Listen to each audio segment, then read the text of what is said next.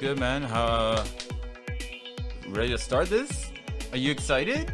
I'm super excited. I've been listening to Rage Against the Machine and your playlist all week, and what I love are like the little, the deep cuts, the stuff you got to dig for, because if you just go by, and they're kind of an old band, right?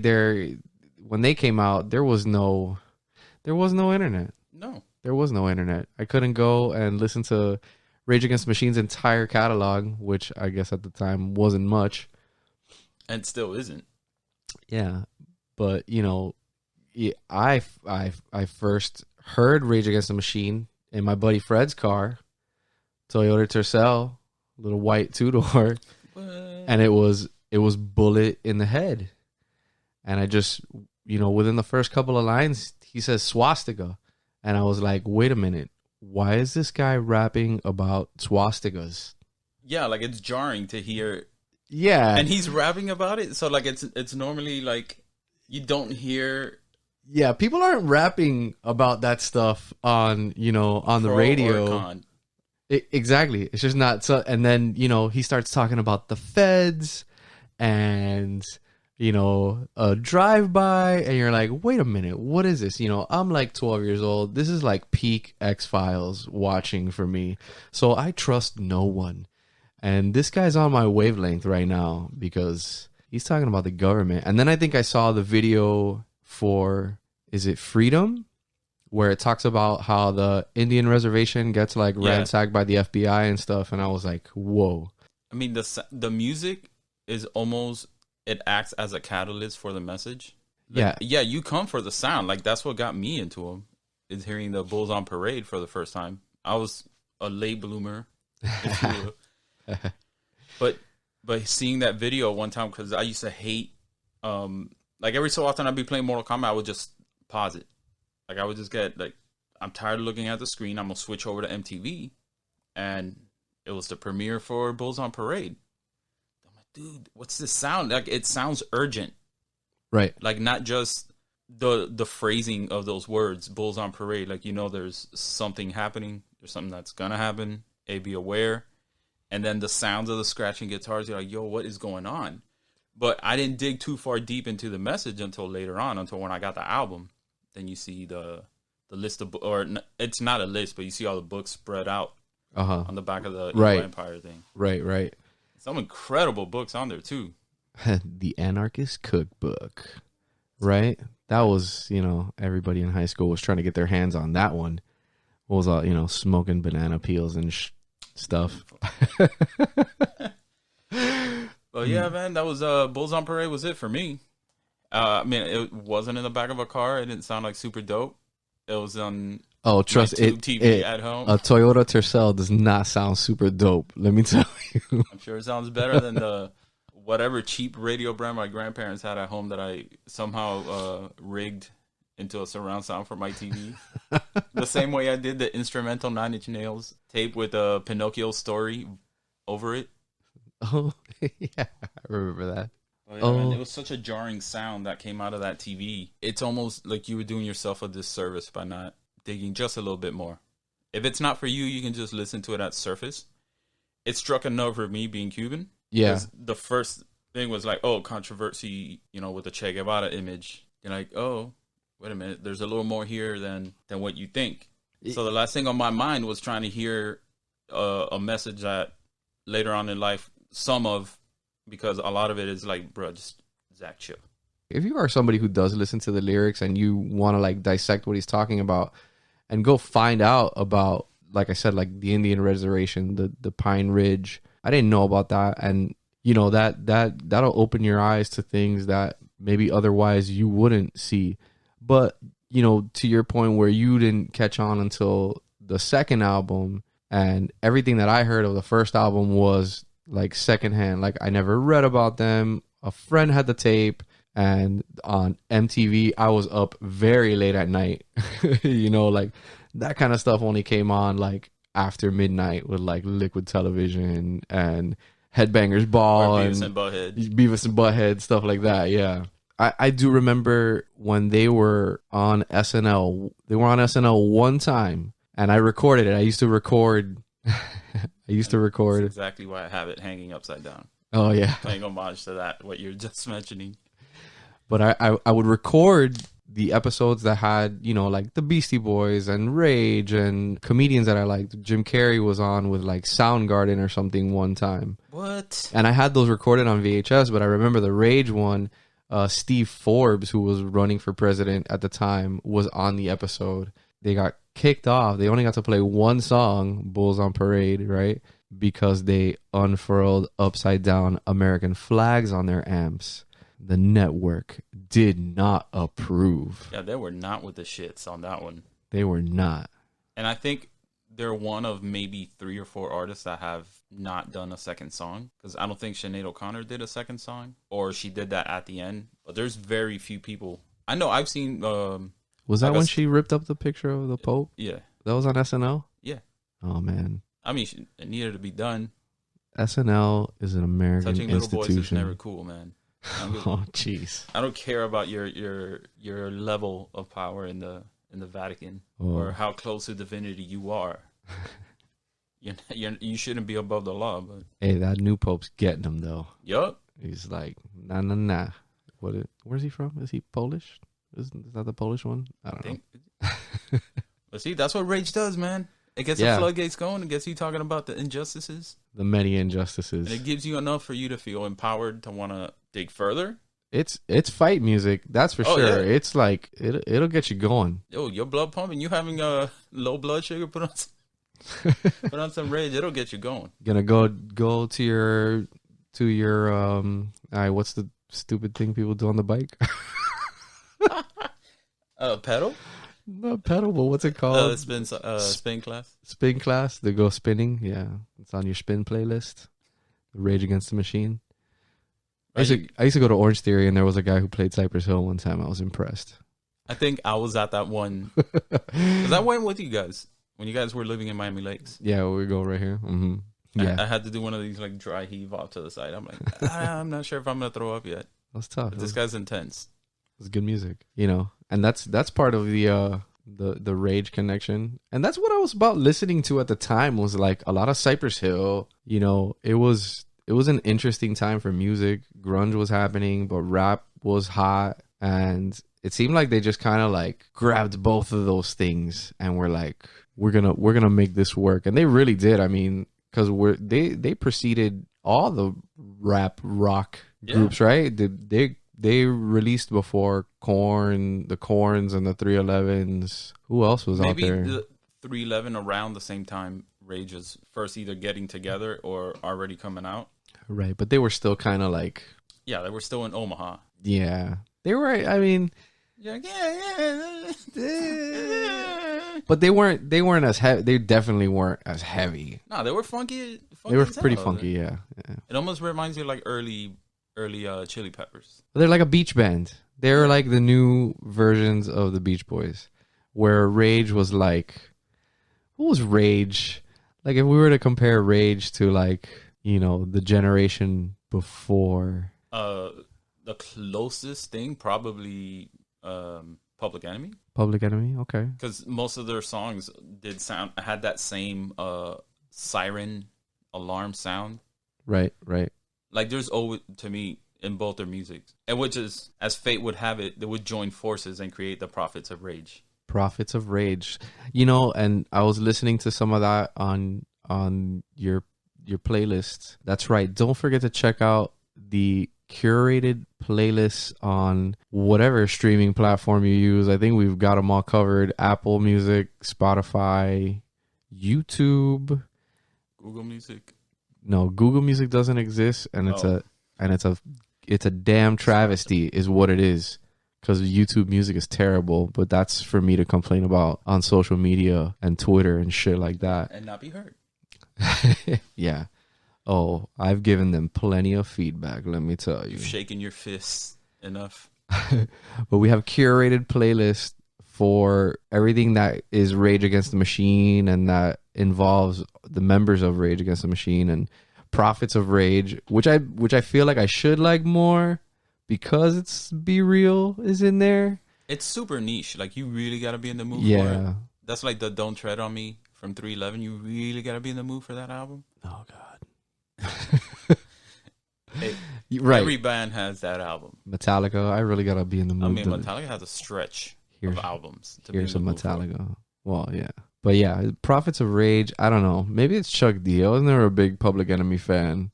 And so Prophets of Rage, and again, like I said, what I love about the playlist you made was like all the deep cuts, especially the stuff from the demos from the re-release of the self-titled, the first album. Right. Those were awesome. I had never heard the track that he does with KRS-One on the Lyricist Lounge. Criminals in Action. Yeah, I had never heard that before. And The Last Emperor. The Last Emperor is so good. See, that's an artist that I heard because of my obsession with Manson. I'd buy any soundtrack he was on. And on the Celebrity Deathmatch soundtrack, there was a track called Secret Wars Part 2? Secret Wars Part 1. It was probably Part 1.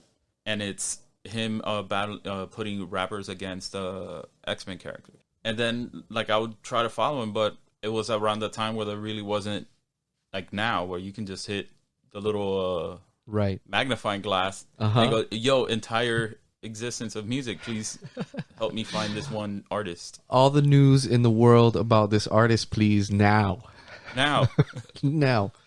Look, I'm starting to get heated here, please.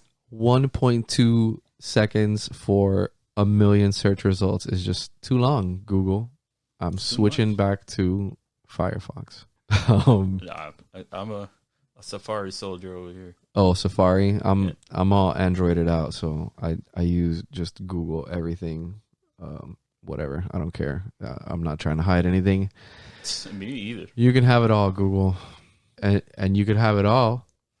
Trent, I had never heard the song. Yeah. Like and I had never heard the song that Zach did with Trent. And he apparently they did a whole album and it just never came out. Yeah, that was the only track that dropped from that. Oh my gosh. Talk about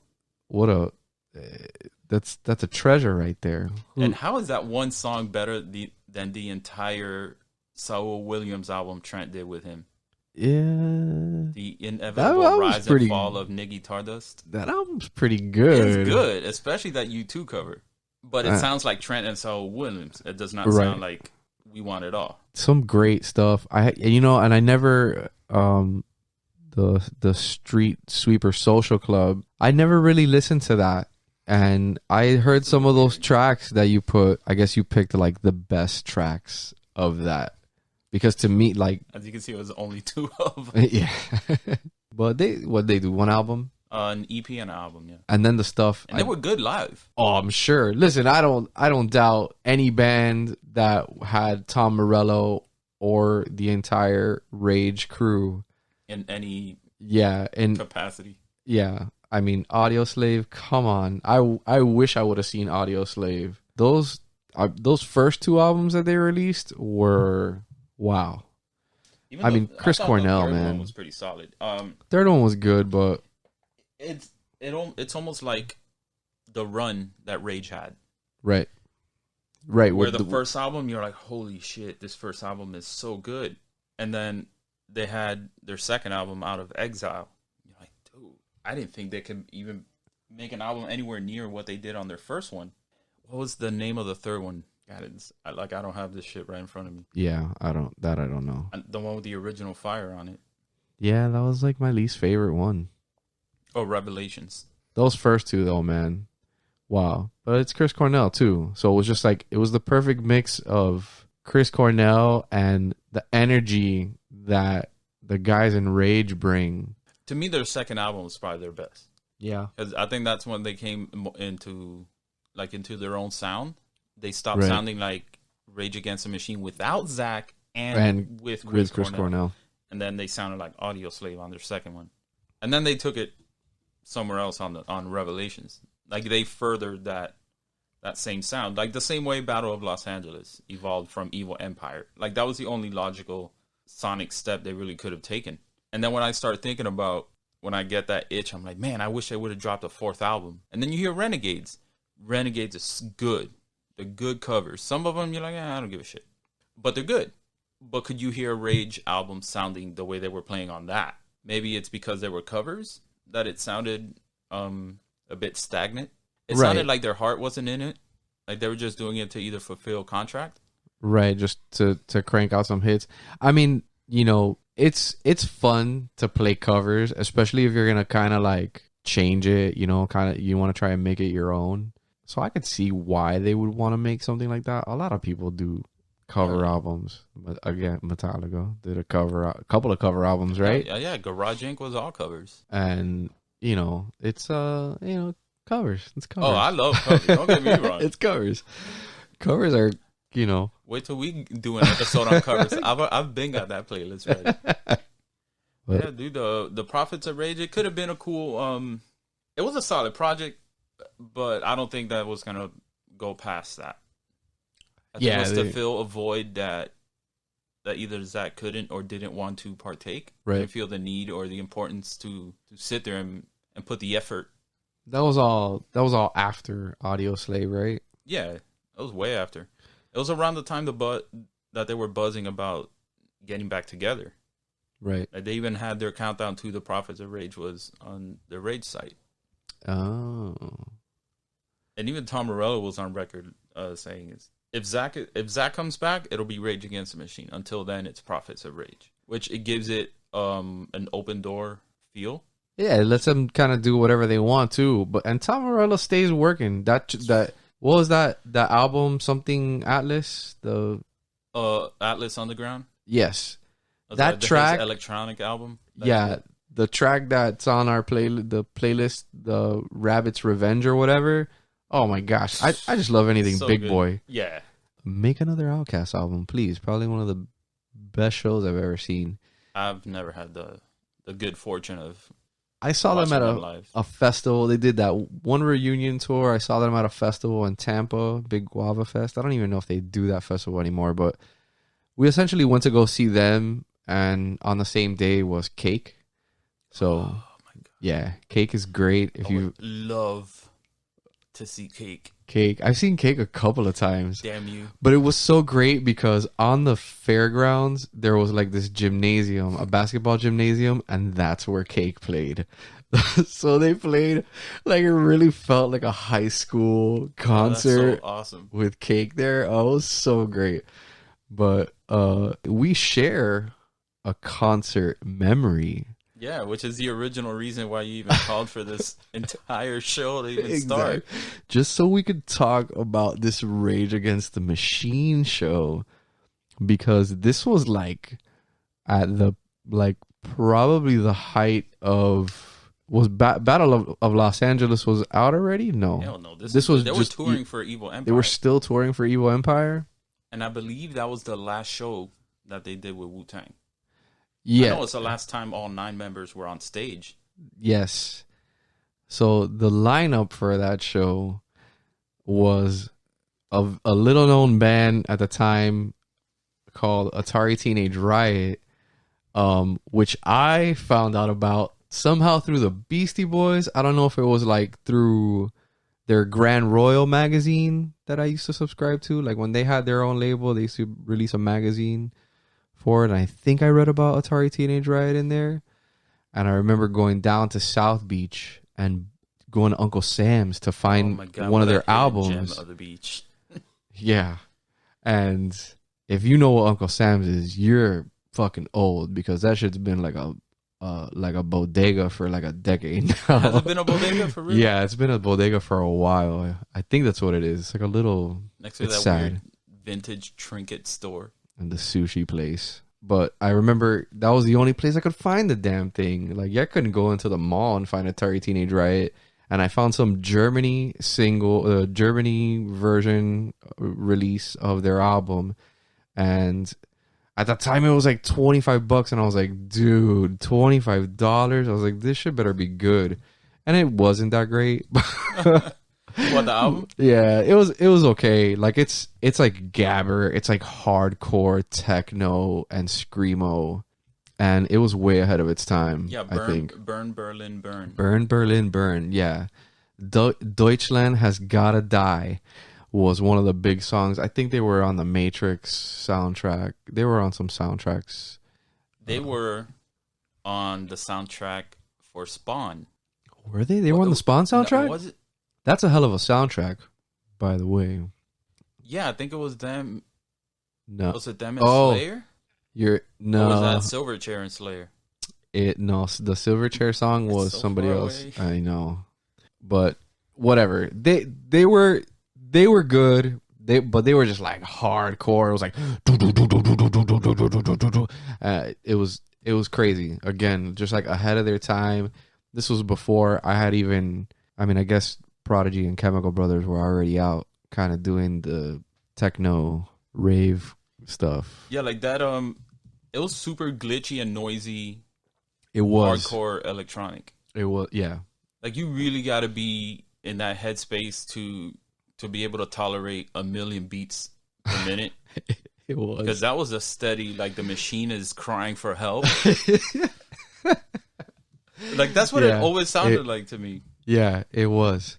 So they were the first band up, and this concert, by the way, it was what was it? It was a Saturday, August 9th, 1997. I looked at it today. I'm pretty sure that's what it was. Jose's gonna confirm. So Jose does this great thing. I think it's a fantastic idea. I put all my ticket stubs in a frame, but Jose puts his ticket stubs August 8th and 97 in the CD jewel case. August 8th. Oh, I think I said the 9th. Jose puts his tickets in the album that they toured for. And if you were in this room right now and you could see the collection of music that Jose has, sometimes people are like, man, Robert, you know a lot about music, man. And I'm like, you need to meet my friend Jose, because Jose knows like exponentially more about music than I do. Useless shit too. It's all useless. It doesn't matter. Yeah, I'm not gonna win $1 million with this. I was, especially not with that kind of mentality either. But only on things like Name That Tune or Jeopardy or obscure samples. Like I'll be dead asleep and nothing's playing a song and I'm like, oh my god, this person sampled that like 20-something years ago, and just go right back to sleep. Like wake up like guy on the couch and half baked, just throws a note, just goes right back to bed. Oh yeah, Atari Teenage Riot were on the Spawn soundtrack with Slayer, a song called No Remorse. I Wanna Die. With no remorse, I wanna die. Yeah. Right before Soul Coughing with Ronnie Size. There was a lot of dying in their songs. Deutschland Has Gotta Die. Yeah. Burn, Berlin, burn. Yeah. Fuck all. It was very like, that's a good band though. That's a good choice to open for Rage Against the Machine. Now, but the sandwich in between those two, probably one of the most influential and maybe the last great rap crew, hip hop crew, because you don't really see a lot of that now. I mean, there's like ASAP Mob, maybe. I try to listen to as much hip hop. Like I'm at the mercy of the suggestion algorithm, the new release algorithm. So it's kind of hard sometimes. It'll feed me a lot of garbage, so I'll have to go back in and just like pick the artists that I like again. But most of the time it's trash, bro. It started giving me like country music and reggaeton, and I'm like, I went on a binge of listening to some like old country, like like Dolly Parton and Roy Orbison and what's this? My grandpa liked Gene Autry, which is really old. So I guess the algorithm was like, yo, let's give him some of this new country, Florida Georgia Line, and I'm like, no, no, buddy, no, thanks. This is like Nelly. Nobody asked for this, right? But nobody asked for that Nelly Tim McGraw album. And Nelly can't hold a candle to anyone in the Wu-Tang Clan at all. Because listen, Wu-Tang, what they did in the 90s was incredible. Like I don't know if people realize how like influential they were, not only in the rap in rap and hip hop, but just in like the entrepreneurial side of that too. Hell yeah, dude! Those deals that they struck as a group, yes, plus the individual, like you'd have 2 or 3 signed to Loud Records, you'd have 2 or right, 3 signed to Def Jam, right, and then they had the clothing line for a while. I mean, and they're making a come up as of late. Mets got his own cannabis now, right? He's got his own weed now. I think so. So does Jay-Z. It's probably overpriced and shitty, but right, that shit better be dipped in Cristal. Cristal buds. But I mean, Wu-Tang. The first time I heard Wu-Tang was on WVUM 90.5, Wow. the University of Miami radio station. On Thursday nights, they used to have the hip hop shop. I want to say it was the hip hop shop. I want to say it was the hip hop shop. That's what the show was called. And Wu-Tang was on. I turned it on, and Method Man from Enter the 36 Chambers was playing, and I was like, whoa, what is this? Because I love Tribe. By then I love Tribe, I love Cypress Hill. And then when the song finished, it was, and of course, METHOD, man. I mean, all you had to do was hear that, and you were like hooked. And when it finished, they started talking because they were playing a show somewhere at probably some crappy club down in Miami on the beach. But I was probably like all of like, what was my, like 12 or 13. Right, I wasn't going like to get in to see Wu-Tang Clan. And that was it, man. And then after that was like the solo album after solo album, Liquid Swords and Tikal. It's still my personal favorite solo. He's supposed to release a part 2 to that soon. He's already come up. Well, not calling it Liquid Swords 2, but it was a sequel. Was it? Oh, okay. Yeah. It was pretty good. He had Santo Gold on it. Oh, yeah? Yeah, when she was still as Santo Gold, not Santi Gold. Like, what's the difference? A letter, and maybe you not giving some motherfucking money because they got your name. Is it? Oh, true. But Wu-Tang, I don't think at that point, I guess I saw Cypress Hill. I saw Cypress Hill before I saw that show, but to see all those guys on stage at one time, and by then a bunch of the solo stuff had been out, right? Yeah, it was. They were touring for what album was that? I think they were just touring to tour as Wu. But weren't they touring for what was their second album? The double album, yeah. Wu-Tang Forever? Wu-Tang Forever. I thought they were touring for that, no? I mean, to my knowledge, that didn't come out till, I think it was like 98. Really? Oh, man, I could have sworn I remember them playing songs from that. Oh, you're right. It did drop in 97. Okay, yeah. June 3rd, so it was like they were... So just a few months after, yeah. Yeah, because Triumph, like... I swear, like that's the one song I was like, I hope they gotta play this. They gotta play this song. Dude, Inspector Deck's verse, I bomb atomically. Like as soon as you hear that, you're like, oh, what? It's just that's like hip hop 101. Yeah, so that was a good choice having them open for Rage. On paper, you're like it's kind of weird. Yeah, like yeah, but I think they knew, because at that time, even as we're talking about it right now, you can tell like we were into all kinds of different stuff. People already respected him in that way, as an MC. Right? So they were like, yeah, for sure. I'm sure Wu-Tang and RZA especially was probably aware of Rage, and I'm sure that's how that connection was made. Maybe we find out about that and make that a post somewhere later on.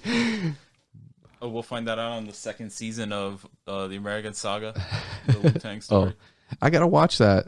I still haven't seen it. I watched the first episode. It was pretty good. The actors are pretty good. But yeah, just wow. What I mean, listen, I was 16 at the time. I don't remember a whole lot of it. What, the Rage show? Yeah, I mean, and let's face it, we were stoned, and there were a few friends there with us. Oh yeah, remain nameless for their own protection. Yeah. But damn, if we didn't get high on the way up there. Oh man, that was the first time I got that crazy high. And I didn't even smoke. It's just contact. Holy shit! I don't know where those two joints were procured, but I know one of them was we took into the show. Yeah, and it got lost inside the cassette case. Yeah, I lost one. That was you that lost. Yeah, I lost one because nobody else wanted to take it, so I stuck it in my waistband. And on the way in, it probably just fell out of my baggy ass pants because, all we ever wore back then were Jenkos, Like quadruple X shirts. Yeah. It was that was the fashion. I mean, I remember some details of that show, but as far as like what the band played, I remember what I felt like watching them and seeing. We heard Atari Teenage Riot from the parking lot, but we didn't get to see them. Yeah, we didn't get to see them. We walked in saw for Wu-Tang. Like halfway through Wu-Tang's set. By the time we got to walk in. And then all of Rage. Yeah, and if you're familiar with the amphitheater in West Palm, you'll know that there's a lawn section behind the seats. And what I remember about that concert, the one song I remember hearing, and I was like, holy shit, what is this? It was a cover, and it was The Ghost of Tom Joad. And I was like, wow. And I remember it was rainy, and it was muddy, and we were watching them on the big screens out there. And I remember when they started playing that song, I just stopped and started watching the screen. Because I had never, I know now that it's a Bruce Springsteen song, but I had never heard of that song. And the one other thing that I do remember from that show is that people were sliding in the mud straight down the lawn. And I swear a couple of people flew through the bottom of the railing and fell into the walkway below, probably a good 9 to 10 feet. And I was just thinking, that's a hardy drop. Yeah, that's quite a drop. Because you can walk by like that dip part that keeps leading further into the seats, and the lawn is way above your head. The lawn is way above your head. Yes. So I was like, wow, look at those assholes. Look at all the fun they're gonna have trying to get that mud out of their pores. Yeah, let alone they don't break a bone falling off the edge of that thing. It was such a great show. It's such a great memory, and I think that's what the idea behind wanting to do this podcast is all about. Is just the memories that we make with music or that we tie to music, whether it's a time like that, because that was the summer before my senior year. And I just remember like, bro, this is the coolest thing I've ever done. I went to see Rage and Wu-Tang with my friends, Oh man, it was great. Yeah, it was so much fun. That was my first concert after graduating, so it was a different feel for me. It was not just, I'm gonna go see Rage and Wu-Tang with my friends. Dude, I don't have to worry about going back to school. I don't have to go home. I'm an adult and sleep. I can be a piece of shit now for the rest of my life. It's my option. But luckily, groups like Rage, gave you that self-awareness to get up and do something. Like, there's things that if you have the privilege or the ability to do, you should do. Help. Absolutely. I totally believe that. And, that's definitely something I want to pass on to my kids. When I was young, I tried to volunteer and stuff. I did volunteer mostly in like old folks' homes. And, we did a lot of the fundraising stuff. You could do the walks and all those kinds of things where you raise money and, find a way, just find a way to give back and do something positive with your time here. What's that saying? Think globally, act locally. Yeah. So if we do the right things within our communities, our communities will be better. I mean, it's almost your responsibility to do so. Yeah. I think Rage Rage is like, we're after the shitty politicians. Right. The leaders, and and those people need to be held accountable too. And that's why it's important to go out and vote. The people in your community who you vote for are the ones who are going to make your community better or worse. They're the ones that stick their neck out on a national level, where your personal opinion, somebody that lives in Hialeah, don't mean shit on something trying to pass through the Supreme Court. Yeah, that's, you gotta be, as Rage put it on one of their songs, you gotta be the voice of the voiceless. There you go. So we keep bringing it back. Bring it back. Reel it back in, Jose. Because I was rambling there. It happens, man. You fall down a rabbit hole, and sometimes you forget that you can climb back up. Oh, just gotta. But that was such an awesome fucking concert, dude. It really was, man. We had so much fun, right? And that's good, innocent fun. Part of your mind was waking up, but then you're just like having such a fucking trip. And that was a good, for me, after high school experience, is to see something like an important band, whether you agree with some of their policies or not, to see a band like Rage Against the Machine. Oh, yeah. Like post high school, when like you got no room for error now.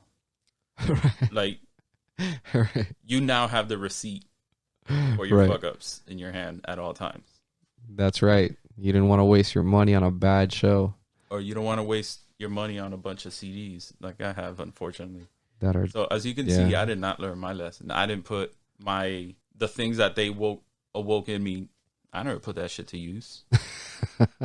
I mean, it makes me sort of useless in some points, but maybe that shit comes up later.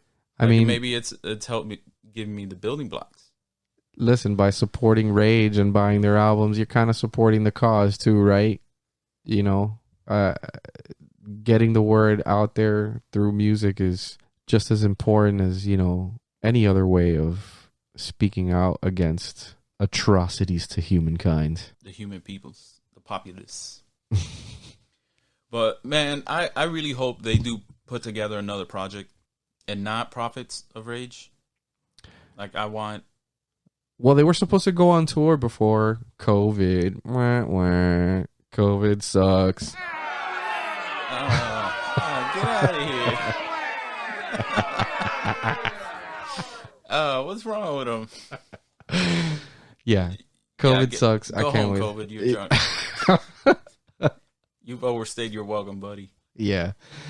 Yeah. Dude, I missed out on so many shows this year. Oh, man. Let's not even... Just Tool alone. Tool... 311 was supposed to tour with Incubus. Yeah. All that needed was them to open for Red Hot Chili Peppers, and that might have been one of my 2 or 3 dream concert lineups. Like the Incubus and 311 open for Chili Peppers. That'd be a hell of a show. With maybe Sublime with Rome. Hey, I like them. I saw them on a 311. It was like, what was it? The Up and Smoke tour with 311 and Snoop and Cypress Hill and Snoop Dogg and Sublime with Rome, and there was somebody else there. Wasn't no? I thought Offspring, but I know 311 did a little mini tour with Offspring. Yeah, they did a tour. They covered the song. Yeah, they covered an Offspring song, but yeah, man. Well, I mean, look, we're gonna have so many other bands to talk about, so I hope everybody enjoys this and shares their experiences with us, online, follow us at, the Instagram, and I think that's all we got now, right? Graham, YouTube, you set that up? Yeah, there's gonna be a YouTube. We're gonna be on YouTube. We're gonna be on the Gram, and we'll post. We're gonna post links to all these playlists for the bands that we talk about that are curated by Jose and myself, as well as a video playlist So whatever you use, Spotify, YouTube, Apple, we're gonna have a link for you to enjoy. So yeah. Thanks for listening, if you still are. Right. Thanks for tuning in to the soft sounds of the Souvenir Sounds podcast. Come for the conversation and leave with a playlist. Oh yeah.